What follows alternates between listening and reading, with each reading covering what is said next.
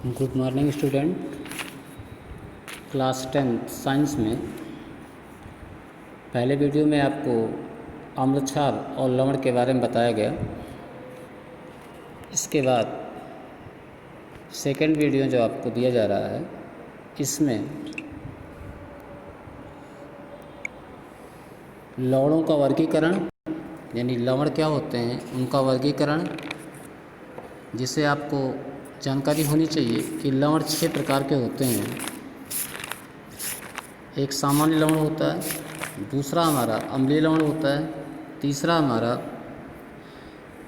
क्षारीय लवण होता है, द्विक लवण है जिससे इसमें द्विक लवण में फिटकरी आता है आपका, पोटाश एलम आता है, मोहर लवण आता है आपका जो आपको दिख रहा है मोहर लवण है। इसके बाद मिक्स साल्ट है, जिसमें मिक्स साल्ट में आप देख रहे हैं जिसको मिश्रित लवण कहते हैं। इसकी डिफिनीसन सबकी डिफिनीसन आपको स्क्रीन पे दिखाई दे रही है।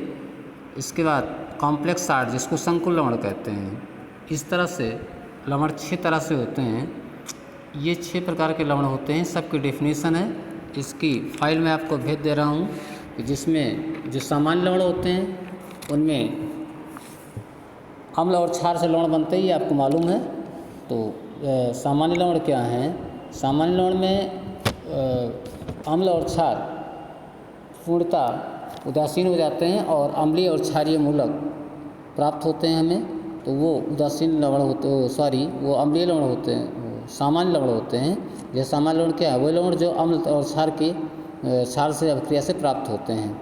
सामान्य लवण जैसे HCl, आप देख रहे हैं HCl NaOH से अभिक्रिया करता है तो NaCl बनता है। NaCl आपका सामान्य लवण है। NaCl के अतिरिक्त आप देख रहे हैं यहाँ पे पोटेशियम सल्फेट है, ये आपको दिखाई दे रहा है। पोटेशियम सल्फेट दिख रहा है आपको, यहाँ पे पोटेशियम सल्फेट है, कैल्शियम सल्फेट है, एल्युमिनियम सल्फेट है। इस तरह से जब अम्ल और क्षार अभिक्रिया करते हैं तो लवण बनता है। अम्लीय लवण वे लवण जिनमें हाइड्रोजन आयन का आंशिक विस्थापन होता है। जैसे अम्लीय लवण क्या है? जिसमें हाइड्रोजन आयन का पूर्णतः विस्थापन नहीं होता है, वो अम्लीय लवण कहलाते हैं। क्षारीय लवण क्या है? जिसमें हाइड्रोक्साइड आयन का आंशिक विस्थापन होता है, वो हमारे क्षारीय लवण कहलाते हैं।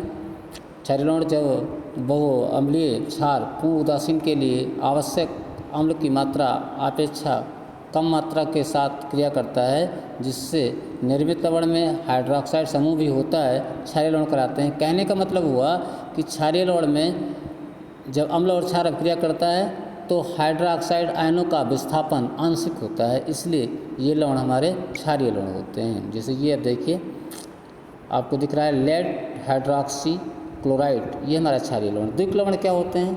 इनमें दो वे लवण इनमें दो भिन्न जो है नेगेटिव या पॉजिटिव, ऋणात्मक या धनात्मक आयन होते हैं, द्विक लवण कहलाते हैं। जैसे आप कह सकते हैं पोटेशियम एल्युमिनियम सल्फेट या K2SO4 Al2SO4 का होल थ्राइज इंटू 24H2O, जिसको हम फिटकरी बोलते हैं। इसी के साथ मोहर लवण है, इसको भी डबल साल्ट कहते हैं। ये पोटास, ये इसको हम मोहर लवण कहते हैं। ये हमारा फेरस अमोनियम सल्फेट कहलाता है। FeSO4 इंटू NH4 का whole twice into SO4 into 6H2O, तो ये हमारा मोहर लवण है। मोहर लवण के अलावा मिश्रित लवण है। किसी लवण में एक से अधिक क्षारीय या अम्लीय मूलक की उपस्थिति होने पर लवण को मिश्रित कहते हैं। जैसे यहाँ पे देखिए सल्फेट है तो ये अम्लीय मूलक है, और जबकि इसके साथ 2 क्षारीय मूलक सोडियम और पोटेशियम दोनों लगे हुए हैं, तो सोडियम पोटेशियम सल्फेट ये हमारा मिश्रित लवण है, जिसमें 2 अम्लीय या 2 क्षारीय मूलक उपस्थित होते हैं, वो हमारे मिश्रित लवण कहलाते हैं। इसके साथ साथ आप संकुल लवण देख रहे हैं। संकुल लवण सामान्यतः द्विक लवण के जैसे होते हैं और इनका व्यवहार द्विक लवण से भिन्न होता है, इन्हें हम संकुल लवण कहते हैं। ये संकुल लवण को हम कोऑर्डिनेट कंपाउंड भी बोलते हैं। जो आप इंटरमीडिएट क्लासेस में जब आप आगे जाएंगे तो कोऑर्डिनेट कंपाउंड का एक लेसन आपको पूरा मिलेगा, जहाँ पे इसकी ऑक्सीडेशन नंबर, ऑक्सीकरण संख्या और समन्वय संख्या यानी कोऑर्डिनेशन नंबर, और इनकी संयोजकता क्या है, इनमें 2 तरह की संयुक्ताएँ होती हैं। बहुत सारी चीज़ें इसमें पढ़ेंगे। हमने थोड़ा आपको दिया है कि जैसे पोटेशियम फेरोसाइनाइड जो है आपका द्विक लवण है, ये आयनित होता है तो पोटेशियम आयन देता है, तो जिसे काउंटर आयन कहते हैं। और फेरोसाइनाइड आयन देता है जो संकुल आयन होता है। तो हमें यहाँ पे बहुत ज़्यादा नहीं समझना है, हाई स्कूल स्तर में हमें इतना जानना है कि संकुल लवण जो होते हैं ये द्विक्लवण के सदृश होते हैं, लेकिन इनका व्यवहार ये जलीय विलयन में जो संकुल आयन होता है वो आयनित नहीं होता है, काउंटर आयन आयनित हो जाता है। तो इनका व्यवहार थोड़ा अलग होता है, लेकिन ये होते द्विक्लवण जैसे ही हैं। आगे की बात हम करें तो हम आगे की क्लास में द्विक्लवण के बाद हम बात करते हैं जो अम्ल और क्षार होते हैं, अम्लीय और क्षारीय विलयनों की सांद्रता को कैसे मापेंगे। हम देख रहे हैं कि अगर इसका हमने लिया है या अभी नहीं लिया। पीएच स्केल अम्लों और क्षारों की सांद्रता को माप करने के लिए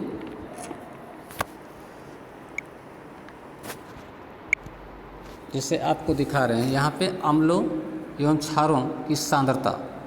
तो अम्लों और क्षारों की सांद्रता को मापने के लिए सोरेनसन द्वारा एक पैमाना दिया गया। अम्लों और क्षारों की सांद्रता को मापने के लिए सोरेनसन एक साइंटिस्ट थे, उन्होंने पैमाना दिया। कारण क्या है कि जो अम्ल होते हैं सारे अम्लों को हम चख के उनका स्वाद नहीं बता सकते। जैसे सल्फ्यूरिक एसिड अम्ल है, अगर आप त्वचा में लग जाएगी जल जाएंगे, कट जाएगी, त्वचा आप ही कट जाएगी। हाइड्रोक्लोरिक एसिड भी आपके लिए नुकसानदेह है, क्योंकि अम्ल में एक ऐसा अम्ल एसिटिक एसिड है जिसको टेस्ट आप कर सकते हैं। एसिटिक एसिड के अलावा कोई भी एसिड ऐसा नहीं है जिसको हम चेक सकते हैं। तो कोई अम्ल या क्षार, चूँकि क्षार तीखे होते हैं, कड़वे होते हैं और अम्ल खट्टे होते हैं।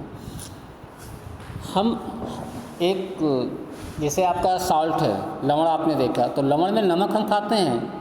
नमक एक ऐसा साल्ट है जिसको हम खाते हैं, उसके अतिरिक्त कोई साल्ट हम नहीं खाते। जबकि पोटेशियम सल्फेट फिटकरी भी हमारा साल्ट है, वो भी लवण है।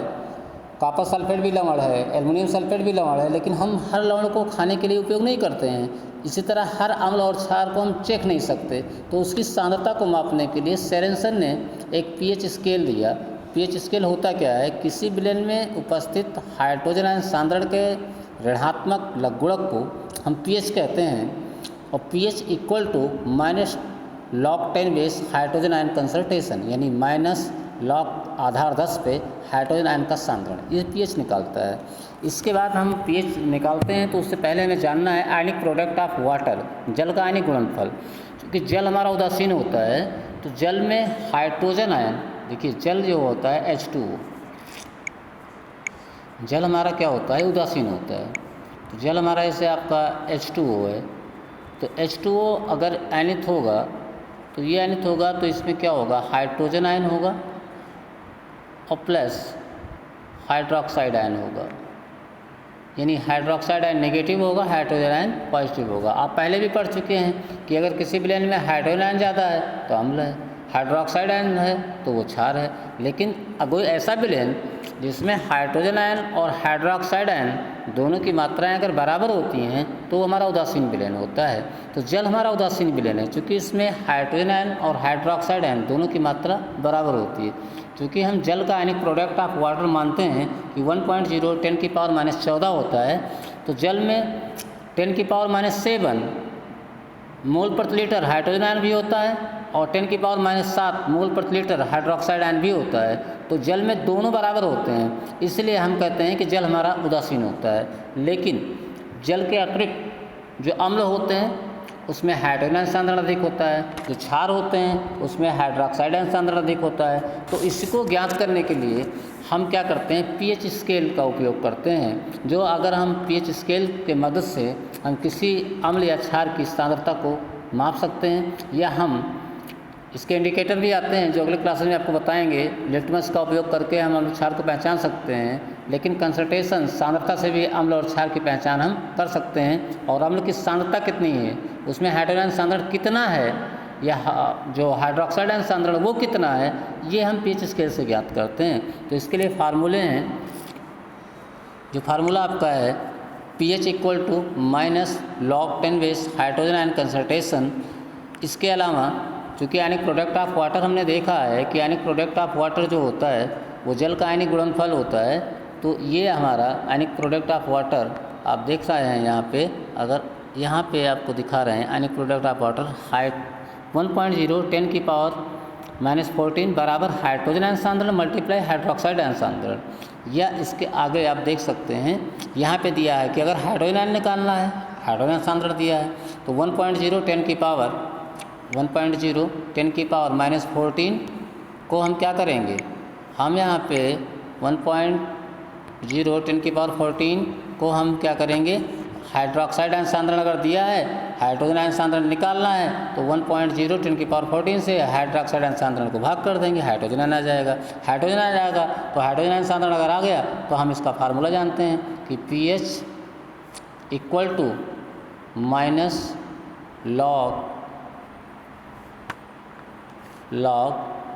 10 बेस, यहाँ 10 रहेगा नीचे और बगल में हाइड्रोजन आयन कंसंट्रेशन रख के निकाल देंगे। हाइड्रोजन पता है तो हम pH बराबर निकाल देंगे। तो इस तरह से pH निकालते हैं। pH और pOH दोनों का योग जो होता है 14 होता है। pH स्केल जो होता है कि हाइड्रोजन आयन सांद्रण कितना होगा तो pH कितना होगा, इसको हम नेक्स्ट क्लास में कल बताएंगे आपको कि pH स्केल जो पैमाना है वो क्या है। आज आपको हमारे द्वारा pH की परिभाषा, लवण का क्लासिफिकेशन ये बताया गया। किताबें आपके पास हैं, आप उनसे भी अध्ययन करिए, हमारे लेक्चर को सुनिए, हमारे द्वारा दिए गए नोट्स को देखिए और कोई असुविधा होती है तो संपर्क भी करिए।